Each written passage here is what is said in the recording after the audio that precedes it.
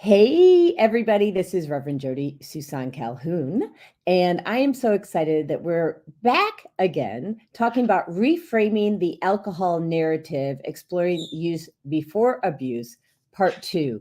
And we're going to do a quick recap of what we talked about last time. And then we're also going to provide you with solutions because really at the end of the day, most people are self-medicating.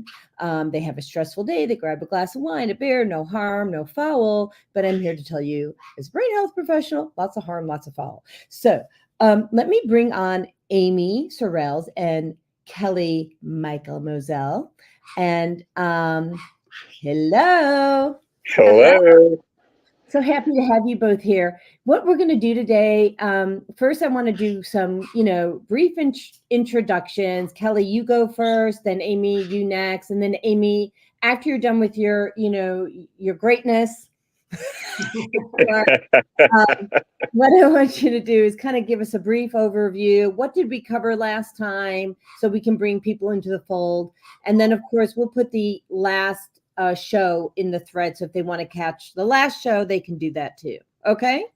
All right. So Kelly, take it away. Tell us about yourself, how you got into this and your credentials. And you have so many credentials. So go ahead. Sure. Thank you for inviting us back. Glad to be here.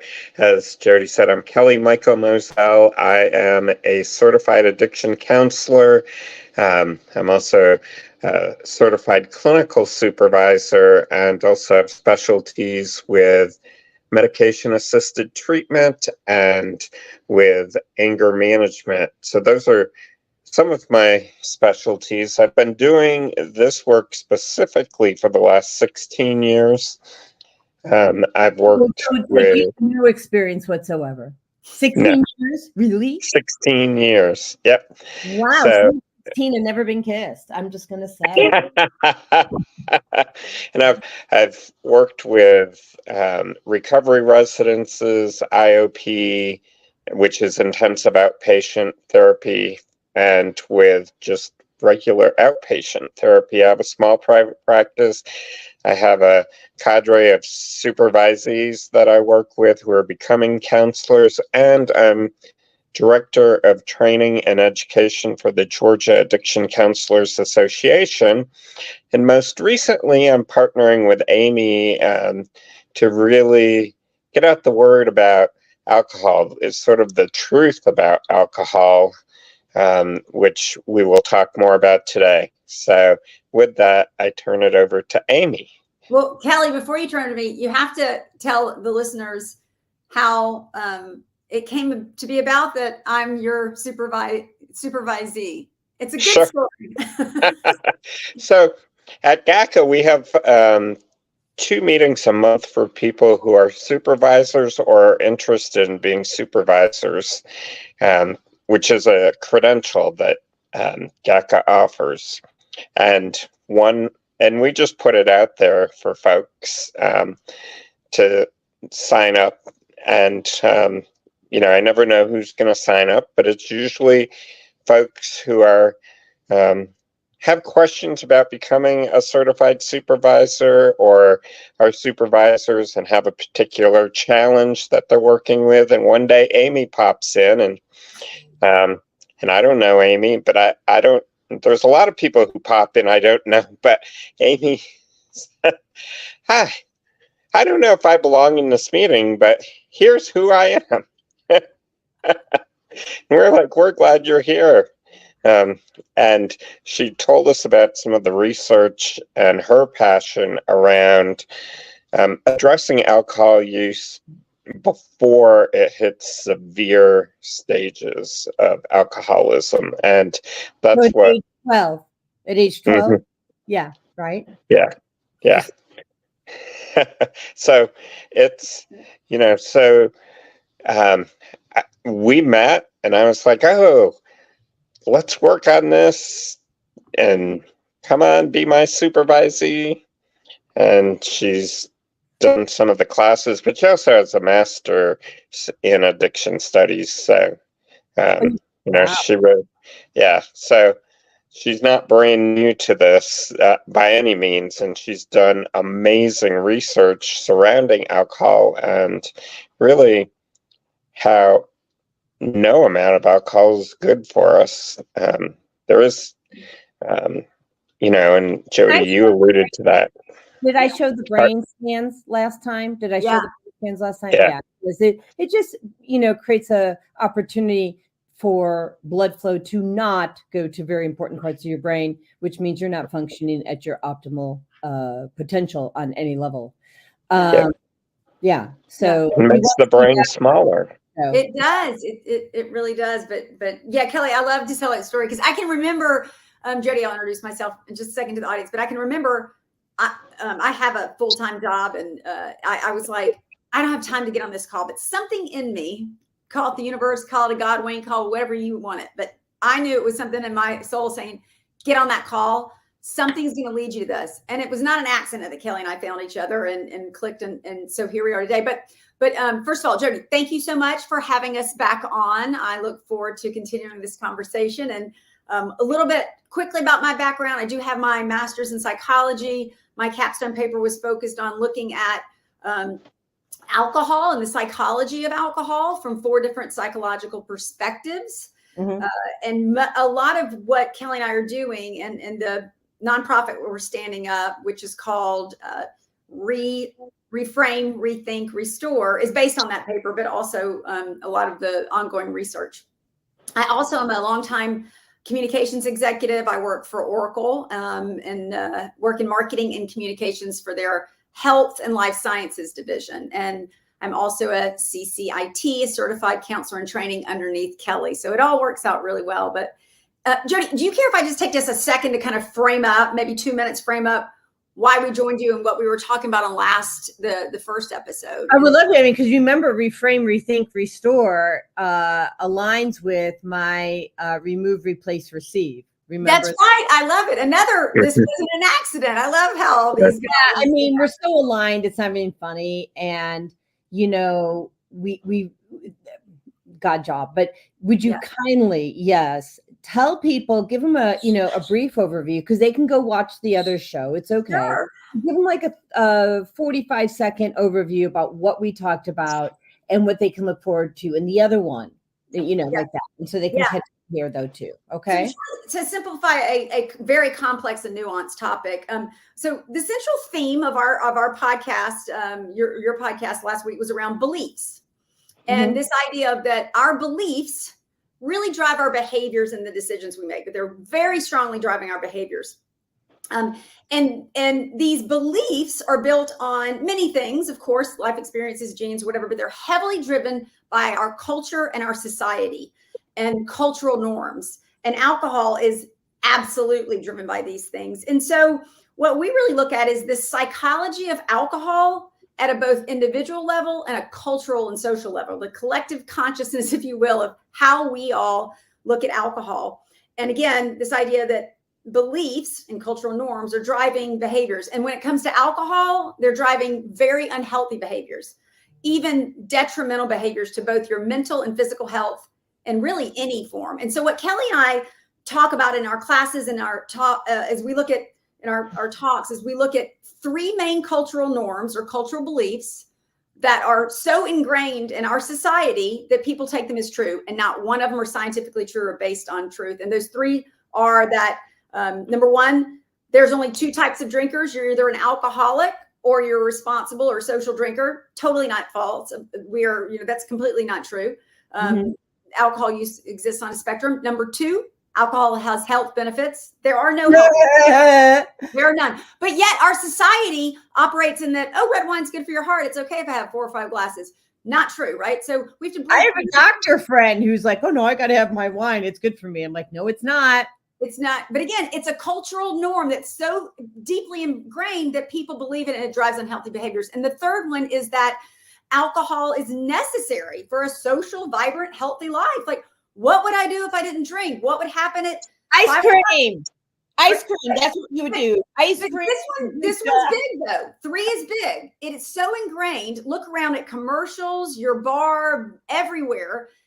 society tells you you need this thing. It's 5 o'clock somewhere. It's a birthday party. It's book club. It's bar mitzvah. 5 o'clock somewhere is just. So yeah, right. Amy, So I those, think I told you those this. 3 core beliefs that are all not true. That if we want to give people just the awareness and knowledge to ask the question of, are those true, and challenge those. And that is what I did in my own personal research. And what I did when I came out of that is realize none of those are true. And so today I sit here as someone who doesn't drink, not because I have to be powerless or go to meetings for it. I just simply don't want it, because I unlearned years of bad learned behavior that culture was telling me. And so that's what we want. Kelly and I just want to provide scientific knowledge and information, awareness and knowledge. What you do with that is your decision. But what we found, and what the research found, is that when people find this out, a vast majority of people either cut way back or quit drinking altogether, because they simply just, it's not worth it anymore. So that's what we're doing. Was that a good busting at the chops? Because I need to show you something. Okay. First of all, I would say they're not 3 core beliefs. I would say they're 3 myths. Myths, but when I say reframe, they are ingrained. Yeah, they're cultural norms that are so ingrained, they're completely wrong. They're myths, they're lies. But we believe them as sure as you and I are talking on a podcast today, right? And that's a problem, because they're driving such unhealthy behaviors that are detrimental. Yeah, and that's why what I'm doing and launching, and Kelly is a part of this, is my book. And when you read, now there's a type issue here, but it's Emotional Healing, Toxic-Free Living, Model New Behaviors and Reset Old Belief Systems. Thank you. That's it, sister. That's exactly it. This book's coming out in 60 days. Like, everybody needs to read it, and we're going to have a workbook to go with it. Like, to me, like, it's so ingrained, as Kelly said, these belief systems that we think it's just real, and it's not close to real. Most of it's not close to real. No. And knowledge is power. And you know this, it should be challenged. We actually should challenge our beliefs on anything. Is that true? Alcohol? Well, that's what this book does. Yeah. This has you challenge your beliefs. I don't tell you what to believe. That's not my job. But I ask questions at the end of each chapter, igniting an inquiry, right? Like, well, is this really true for you? Right? You know, can you, are you really living by your highest values? Or did your mom and dad say you need to grow up and be an accountant? And really, you didn't want to do accounting. You don't really like math, right? Like, what do you like? Like art, so it's not, my book's not just about, it's not about alcohol really at all. It's just about, what are your belief systems? What did you grow up with? And are they really true? And what's the energy that you're bringing towards this stuff? And are you angry all the time because you're not living by your highest values and bringing more anger into the world because you're not doing what you want to do and you have resentment? Yep. By the way, my entire life.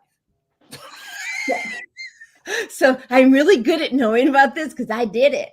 Yes. Well, oftentimes, right, those who went through it and made the mistake are the best people to be deliverers of this, because we can be empathetic. We lived it. We know it. Right. So, yeah, I think that's great. And one of the things we talked about on the last podcast, and it's a central theme, and I bet it's in your book, which is in order to challenge our beliefs, we have to slow down and be mindful and introspective and take the time to have that deep thought. And we live in a society that gives us nothing but constant chaos and communication. And so fighting against that, to find those moments, Jodi, you know this because you're writing a book about it, where you can do deep thought. Our society doesn't encourage that anymore. And it's so vital for our mental health and really, reaching your unique full potential, not somebody else's full potential, but your unique full potential. So I love that you're writing. Hone in on that for a moment. Your unique full potential, Amy, Kelly, Jodi, we're all different, and we're not supposed to be the same. And so this expectation that we're supposed to be cookie cutter is not a good idea, right? Exactly. Right. And so God wanted us to have this diversity so that, let's say you all three of us, and cancel this. All three of us are stuck out in the woods somewhere, right? Amy knows how to start a fire. I collect the wood, and Kelly has the matches. I mean, I'm just making stuff up. Yeah. The point is, we all have different parts that we're bringing, because actually I don't even know how to start a fire. I'd have to be the one collecting the wood. So, then I'd beg my husband. So, so the thing is, yeah, I want to ask Kelly, with your 16 years of experience, and that's just like in the business. I know that you're from our last podcast. So people watch the last podcast on this, okay? Because it's the same title, just part 2 is this one. But, your life brought you to this based on how you grew up. And what I want to ask you is, what would it have looked like if we knew then what we know today, meaning that we have ways to decompress, to ground, to quiet our minds? Like, some cost money, some don't, right? And what would that look like for some of your clients, for yourself growing up? Like, what would that look like for people, do you think, if they had this knowledge? I think that life would be altered significantly for the good. People, and even though this comes with a lifetime now of experience, I think that knowing that, I'll call it non-Western thought, is extremely valuable. We have thousands of years of history, right, that have been sort of poo-pooed by sort of Western thought for the last 100 years or so, and have really closed out some of these things. I would have never. So I don't think I shared this last time, but I was in a really severe head-on accident back in the 90s, and had significant back and neck injuries from it. And fortunately, the doctor that I ended up having as my primary care doctor was a DO. And he was very holistic. And I can remember seeing an advertisement on TV for Percocet or hydrocodone or one of those things. And I was having really significant problems with my back and neck, even though it was more than a year after my accident. He was like, "Oh no, no, we're going to keep doing the work." And he would do cranial massage and different things. And he's like, and after a while, he's like, "You're not getting better. I would really like you to go see an acupuncturist." Now, he had built a great therapeutic relationship. I don't know if that's the term we use with a doctor, but I trusted him. So I was like, well, if you're recommending it, I'll try it. But I thought, how is sticking needles in me going to make me feel better? So, Do you know how it did? I mean, do you know the science behind that now? I do now, but at the time. Into this when you're done. So share with people why sticking needles in you made you feel better. Because my understanding is it changes the energy flow and the blood flow so that it helps to heal where you're, I don't want to use the word broken, but for lack of a better term, areas of your body that need the attention. So my doctor who did that, she did acupuncture and cupping, and I'll tell you, that's what helped me to heal, was the work that she was doing with the needles and the cupping that my DO recommended, and he said no to medication, that was not the route to healing. That, so I think how fortunate I was, because that was not the norm. I could have been one of the stories of the people I work with, right? I already have addiction that runs in my family. I could have got put on those pain pills and have become addicted to them so easily, because who knows what could have happened. So anyhow, long story to say that I just think that the information we know now, and as we talked about before we got on the podcast, the journey of understanding the brain, which keeps unraveling day by day, right? And I'm so in my happy place.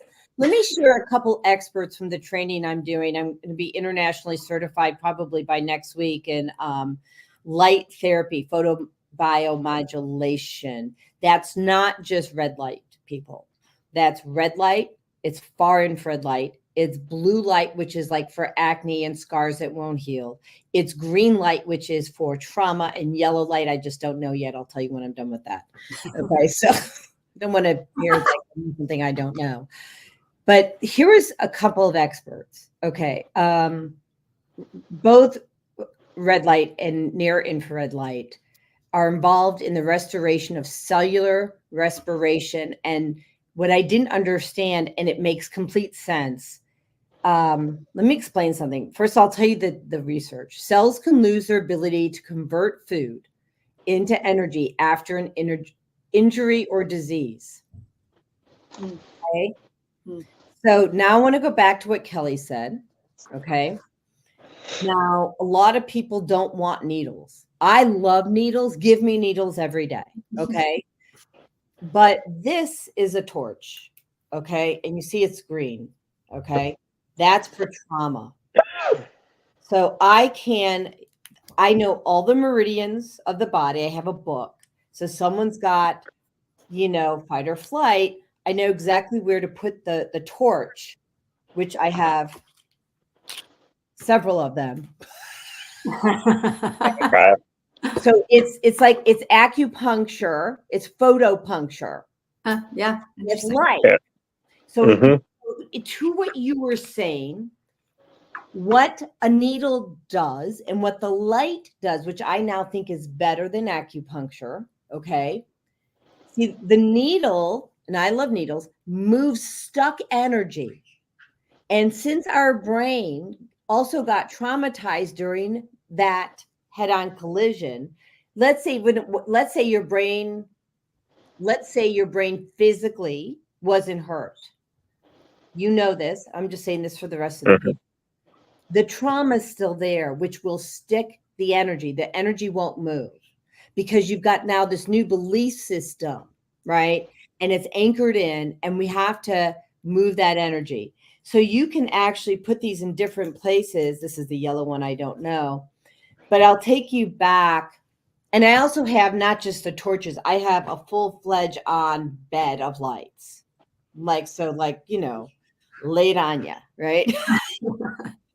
And I'm actually using it for fat loss interesting. Oh yeah. So that was the other very, very cool thing. So I was telling my girlfriend, Jennifer, today, this other things from Dr. Fritz Albert Popp. We are still on the threshold of fully understanding the complex relationship between light and life. But we now can say emphatically that the function of our entire metabolism is dependent on light. Fat loss will become. Now, what I want to tell you is, why did I gain 50 pounds? Because that's a big question for a nutritionist. And my husband looks at me and he's like, you're the healthiest eater I know. You don't overeat and you exercise and like I get good sleep. Like I check all the boxes. Why did I gain weight? Do either one of you know?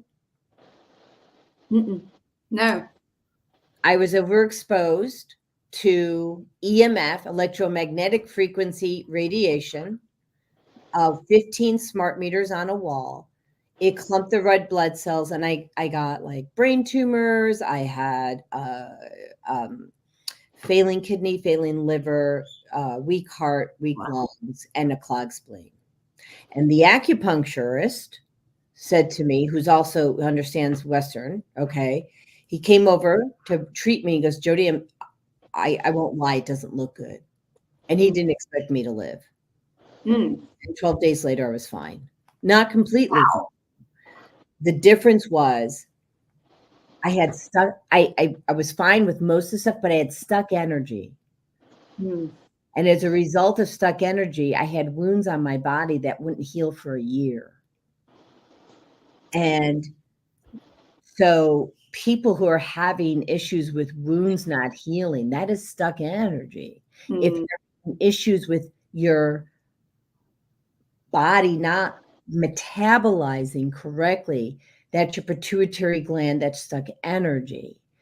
And all of this will impact your mental health and drive you, because it's stressful, drive you to medicate in the way you choose to medicate. And so I'm seek relief. really bringing it back, right? And the point is that we have solutions. They're so rooted in science, it's not even funny. Like, and it was, the science was buried for, it was 100 years ago. No, this, and we have to follow the science, right? Like it is the truth. Follow the truth. What is truth, right? It's interesting, Jodi, since we were on the last podcast, I think Kelly was mentioning that Ireland became the first country to mandate that new health warnings have to be on alcohol bottles to talk about cancer, all the issues, right? And it was monumental. And those things usually signal a trend. And just last week, I started reading articles that the US government is considering health labels and warnings on alcohol bottles. And of course, you can imagine, what did this do? Everyone's like, I've read a couple of articles, people are complaining, we're trying to get into prohibition. And I posted this on my LinkedIn, and I said, all this is about is posting scientific truths and facts so that human beings can make more informed decisions. That's it. No one's trying to take away your alcohol, but we are trying to tell you some very hard truths that you may not want to know about alcohol, but they're science. And I think that is an interesting thing. I think we all know the alcohol industry will fight very hard for those to never see the light of day, because there was a test case, and I can't remember what county or what country where this was tested, but it was tested that they had alcohol causes cancer on the labels, and the purchasing and the drinking decreased in that country because of it. Like, it will have an impact. But I mean, I just share that because you're talking about science and truth and facts, and we have to follow that. And well, I'm a medical intuitive, right? So I'm a quantum energy healer, and a lot of people look at me like, some people get me all day long, right? Yes. And then there's the other half that goes, oh, okay. I'm like, but it's all based in science. And so the only way I can hear Jesus is to have a language to communicate with. So you have to study the science. It just means I can hear him to help you. Right.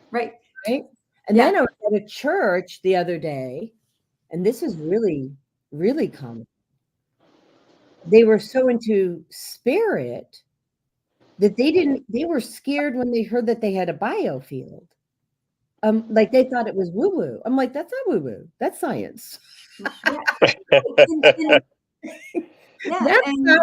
And so there's a lot of misconception out there about how we function as humans. And how complicated we can be. We're not easy. No. That's why we're supposed to live to 120, because I'm turning 61, and it took me all this time to figure this out. And so, now I get the next 60 years to help, others and live a good life. No, it's true. But this pursuit of science, and having to stay separate from religion. No, I believe that God gave us brains to pursue the truth that he put on this earth. If it is something true, we are to pursue it.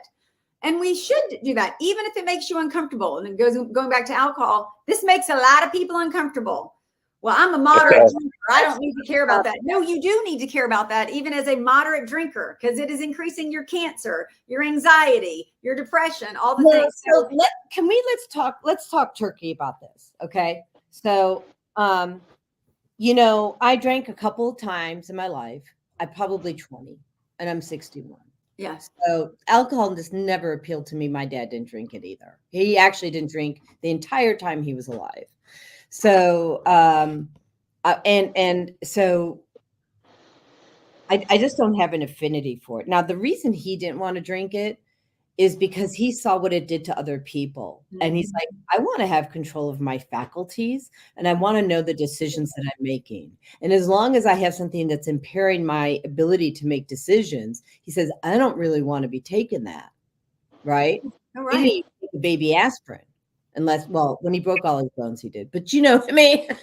Yeah, sure. So that was my thought process. Now, in college, I tried the punch bowl. It was not a good idea. I was praying for force in God, right? Yeah. Like a moment's notice.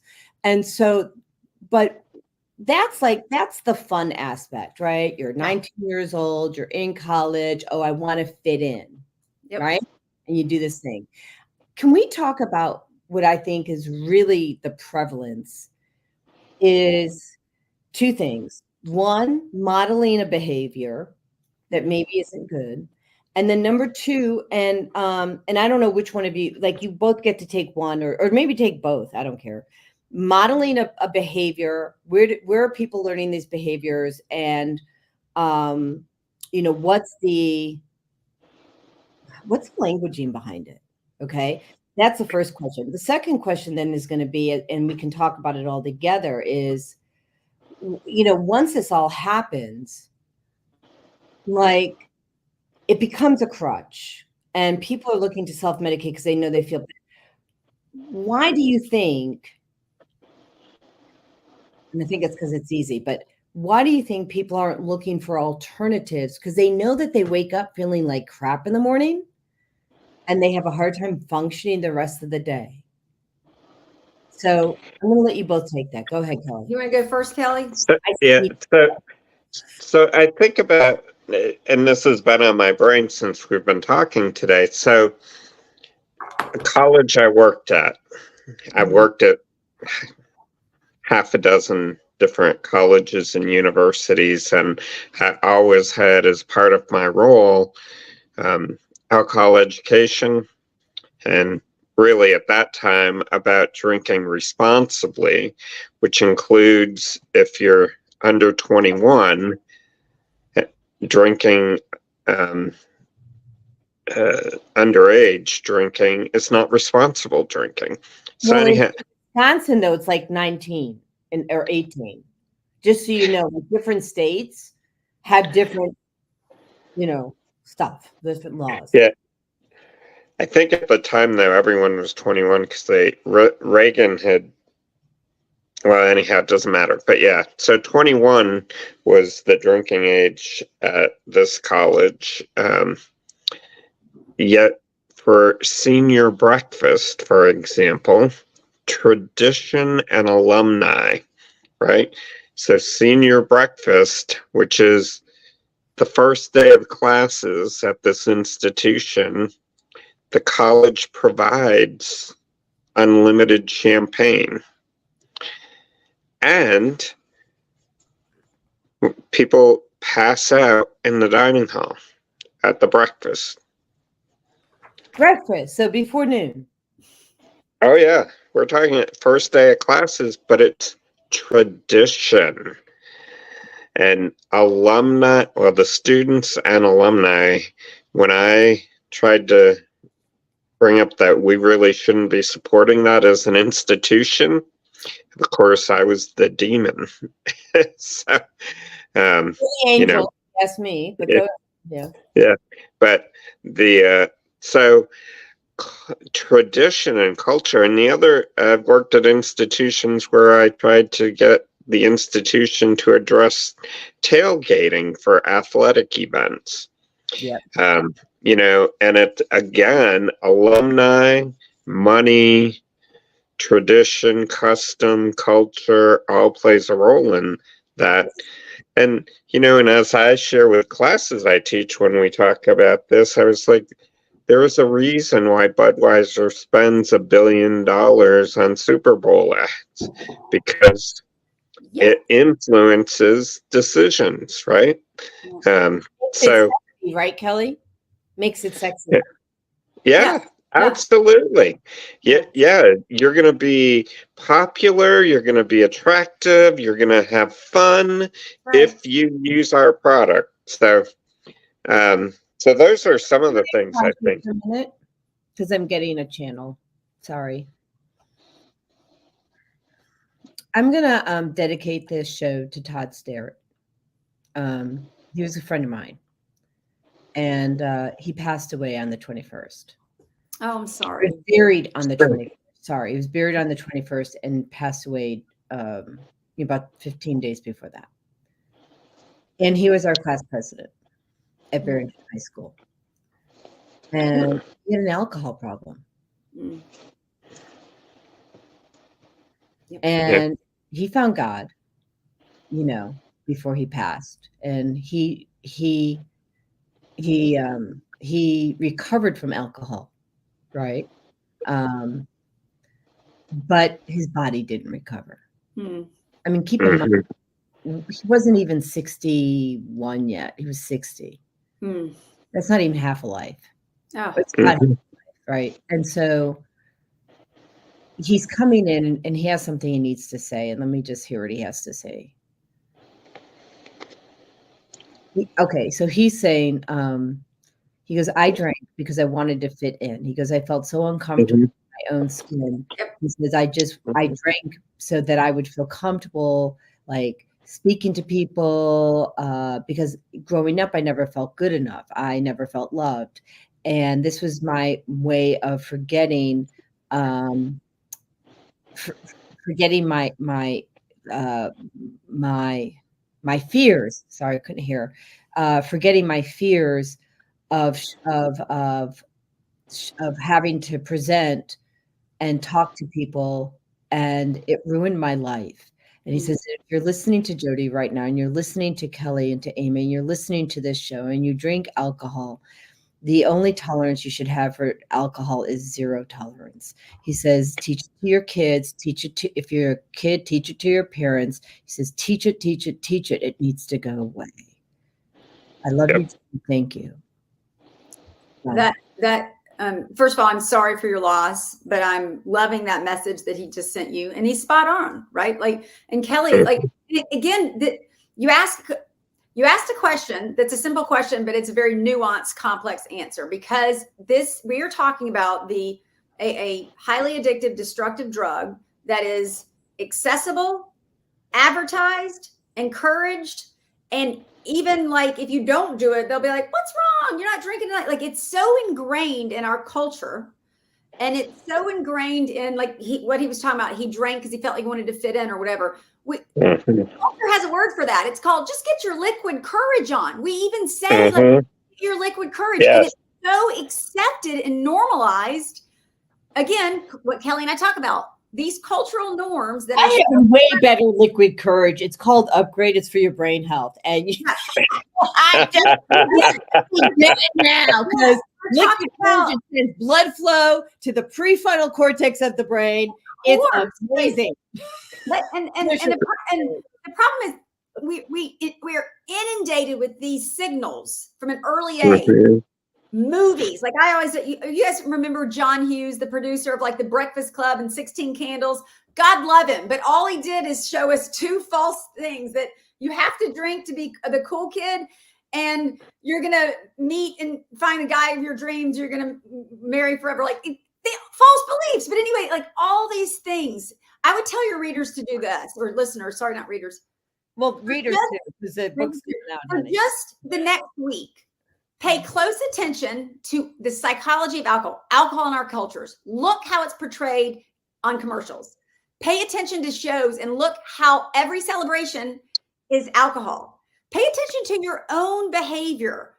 Look at the next time you go to a wedding and it's not alcohol, what people do. Like, they're not serving alcohol. Like, it's so ingrained into the social fabric of our culture. To pick alcohol out is almost to destroy the whole fabric because it's so ingrained. Football games, Vegas, Christmas parties. It's 5 o'clock somewhere. And so you ask Jodi, like, then what happens? So then people like your friend, your dear friend that passed, start with the liquid courage, right? Okay, fine. Now that becomes every time you go to social, now you have to drink. Now not only is it a psychological thing, now it's starting to become a neurological thing because your brain, your reward circuitry is changing, your dopamine's changing.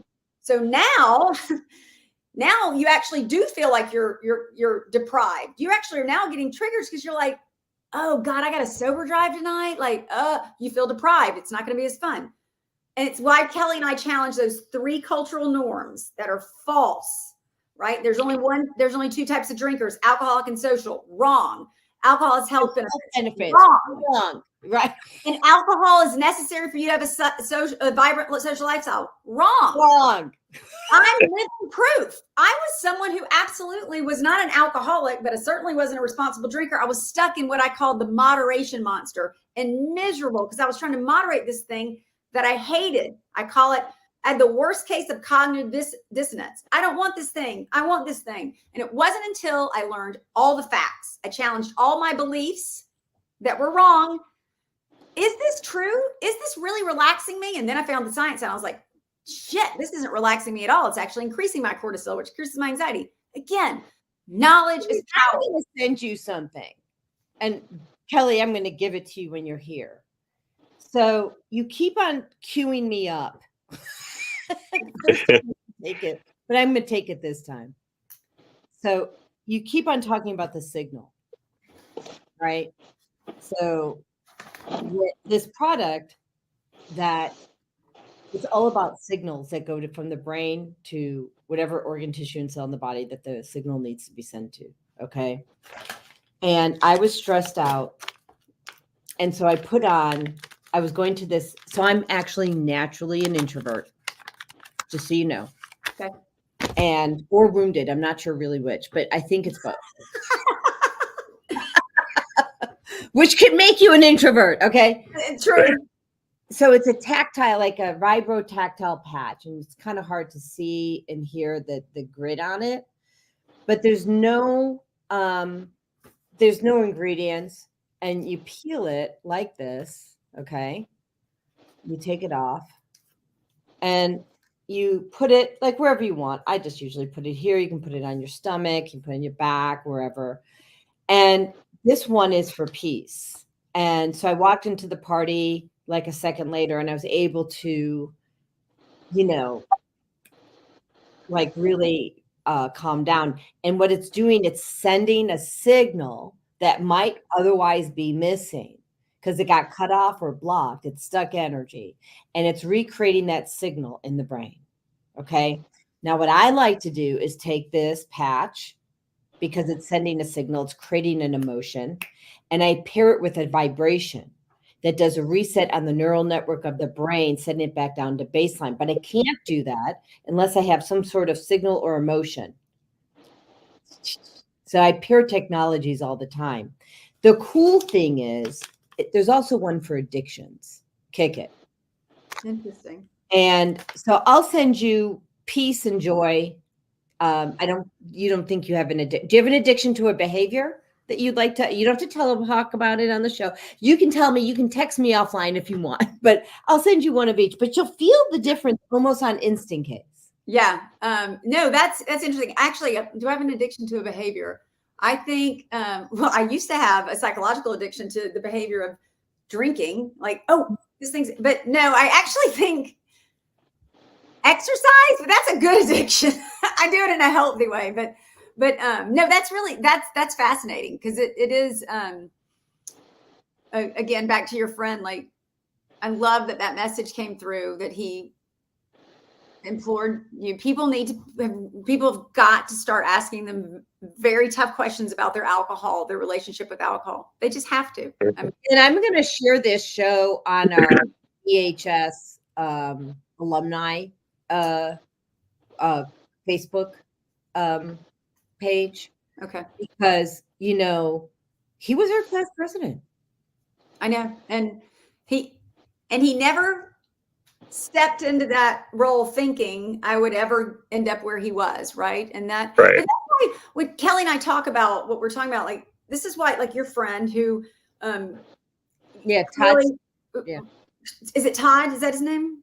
Todd Stewart. Yeah. The reason why this conversation is super important on numerous levels is, and it's why I first chose to go to the addiction industry and find GACA, is because we seem to, as a society, think about alcohol treatment, and we treat it when you're the full-on alcoholic and you're down here. And we also culture perpetuates that it's just genes, right? And so this upholds this thing that, oh, well, I'm not an alcoholic and I don't have alcoholic genes. Like, hold on, sister. It's a spectrum disorder, and there's so many things that can make you run up and down that spectrum, right? Like, like I can't remember if I shared this with you all or before, but like, I absolutely now, with the gift of hindsight, now know when I went from a social drinker to someone who drank to escape. And it was after my fiance was killed in a car accident. I didn't even see it happening. Neither did anybody else. Like, they would even, and nobody knew of it. Even like, I can remember his funeral. People, what did they do? They showed up and drank. Well, might as well just get, tie a buzz on. Like, no, that's the exact opposite of what you should do. But again, I didn't have this knowledge. Had I known that, I would have thought twice about leaning into that thing that was going to not help us. But again, we're talking about a culture that doesn't view alcohol as the destructive, addictive drug, cancer-causing drug that it is. That word out. It also causes other things, because it's got a lot of diabetes to build me with. Yeah, no, it's just lots of things. I mean, cancer is just one. I mean, the first thing you're going to get before you get cancer is diabetes. Okay. Yeah. So I want to ask you a question. Do you know the term epigenetics? No. Yeah. Fascinating. Yeah. Okay. I know Kelly does. Yeah. Oh, so I want to make some distinctions, and there's something I'm going to put a monkey wrench into today. It's going in the book. I guess we're talking about it here. Okay. Number one, this is not the monkey wrench, but just for people who don't know epigenetics, there's genes, genetics, and there's epigenetics. And so epigenetics really talks about your environment. And so your environment, what your lifestyle, what you bring into your world will drive whether or not you get disease. Okay. And so that's more prevalent than genetics. Because if you take a look at my beautiful, and I do mean beautiful hands, and I will say that again and again. And I say that because my mom's hands by this time were crippled because of her diet, because she had arthritis. And I have the arthritis gene. Look at these beautiful hands. Do they even kind of look arthritic? No. Okay. That's number one. So whatever gene you have in the family does not need to be expressed. That's exactly right. Exactly. Thank you. Thank you. Yep. Now here comes the monkey wrench. Put your seatbelt on. I don't believe in mental health disorders anymore. So here comes the monkey wrench. Okay. Kelly, I feel your heart. Don't worry.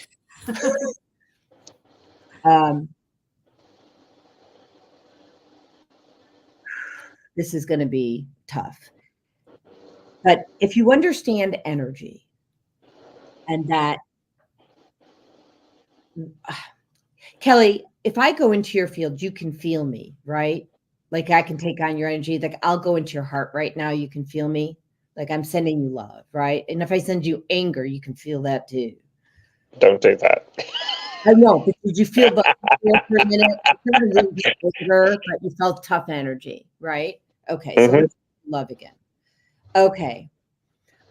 Unconsciously, for people who are people pleasers, who are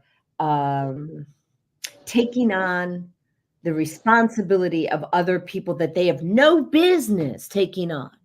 Okay. Because we have to be responsible for ourselves. And then, but some people just automatically go out into the world and they're taking on other people's stuff and they want to just solve everybody's problems and like have that on their shoulders. Like they carry the world on their shoulders. Okay. They're called empaths, right? So what would it look like if it was this? You're absorbing someone else's energy. That person has dark energy on them. So someone's got dark, I think it's all energy is what I'm trying to tell you. I think someone's got dark energy. Energy we know gets transferred or transformed. You can't create it or destroy it, right? So what kind of energy are we sending back and forth? And we know that it impacts your mood. So if you're not protecting your energy field, your biofield, you can have sadness, anxiety, stress, joy, all that stuff, right? And you can have joy and you can have depression back and forth, back and forth. Oh, I'm sorry. Did you say bipolar disorder? Okay. Never your energy to begin with. Interesting. So well, it came as a download 3 days ago. They're like, there are no mental health conditions. There's only energy that needs to be protected and managed. Because I can watch someone go from not feeling good in a second of clearing their energy, they're completely fine in a nanosecond. No pill required. No label required. And the label allows for a revenue stream. Yeah. Okay. And so I'm here to kind of plant a seed that maybe we don't really have mental health conditions. We have energy gone amok that we don't know how to control because we were never taught this in kindergarten. We were never taught in the first grade or the second grade or the third grade. We were told to quash our energy, which means that energy gets burst, right? It's emotions, unruly emotions that people are being told they're not allowed to have. And it's all energy. And so if we can start helping people love themselves again and reframe these belief systems. Yep. Right? Reframe that they're not lovable because they had some sort of an experience as a kid that has them believe that they're not lovable. So it's energy combined with their subconscious mind. And that subconscious mind came through because of an imprint by someone they lived with as a child. Yeah. So go ahead. Yeah. No. Well, I don't know enough to. Kelly's like, oh no. Yeah. Well, okay. I'll say this. It's very interesting. I don't know enough to know if that is correct. It took me all my life to figure this out. So that's no, but yeah. So I think it's very interesting. What I do think that what you said, two things I'll pull out of that are factual are number one, labels are bad. Because they do destruction. Labels are bad. You have ADHD. Oh no, you may not even. And now all of a sudden you're stuck, or your labels are bad. Alcoholic can be a bad label, even if it's done good. So labels are bad. And second point you made out, why we don't teach in grade school like we do math, physical education, and English, emotional intelligence, and how to give kids the tools to deal with this is insanity to me. Like that should be basic is everything, because adults. We all live and work with people that I feel badly for them because I watch their inability to regulate their emotions. They have no emotional intelligence, and it causes so much discomfort in the people around them and in themselves. I see it in corporate America a lot. Not saying that I'm perfect, but we understand those. You have to understand the tools and the knowledge to be able to do that. So labels and the fact that we don't teach kids this at an early age, I agree with you 100% on that. Well, and the emotional regulation is huge. Huge. That's why the energy is bursting. Yeah. But it's it's a behavior, not a mental health condition. But that's why people use, because that's how they figure out how to cope, is they numb or quiet or whatever with the drugs and alcohol. all day long. And so, and we haven't even touched on the fact that the energy is either positively impacted or negatively impacted by everything else around us, like the 5G towers, the cell phone, the computer, a smell. Like you can smell rose essential oil and in a nanosecond, or frankincense, I've got frankincense here, right? Yeah. Puts brain in a theta state in a second. Yeah. And it actually gets into in a nanosecond, it gets into your brain. So if you can actually, ooh, that felt good. So if you can actually, calm yourself in seconds, and a pill can take up to 20 minutes. So which one's the better mousetrap? Mm-hmm. Well, yeah. Plus, the other thing about the essential oils or whatever the smells, I mean, think of the power of memory with smell, and how quickly you can relate. You smell spaghetti sauce cooking, and all of a sudden I remember my grandmother's kitchen as she's cooking sauce on Sunday, right? It's so powerful with our brain that we can really harness it for good, so to speak. So let me show you. So yes, yes, and yes. Here it is. So I wrote an article for the Florida Women's Magazine, got stress or anxiety, right? And I talked to people about I think I start off with that our nose has about 400 types of olfactory receptors, and odors signals reach the brain within 100 to 150 milliseconds after being inhaled through the nose. That means you can feel better in a moment. Please tell me, name a drug that shifts your brain health in a nanosecond. Name one. I can't. Right? Yeah. And so, and the fact that rose essential oil, so the reason the deer is in there, he's eating my roses, because he knows better. Like the deer knows better. The deer came here. He understands. It's actually, well, I don't think this is a true statement, but I do say this is what the research supports. The research supports that the rose is the highest frequency plant on the planet. It takes the brain out of fight or flight, right? And so that's why this deer is potentially eating the rose leaf in the bush and all that. But actually, I don't think that's true. I think without THC, CBD is the highest frequency plant on the planet. I don't advocate for the THC component, and it can be grown responsibly. But, the point is that we have things in nature. So Kelly's got another appointment. He's signaling me. Thank you for that. Subtle. Like, I'm out. Peace out, guys. I'm out. So do this for me real quick. Put in your private chat how people can get in touch with you, or just tell us, because I think it's so important that people have a way to connect. Yep.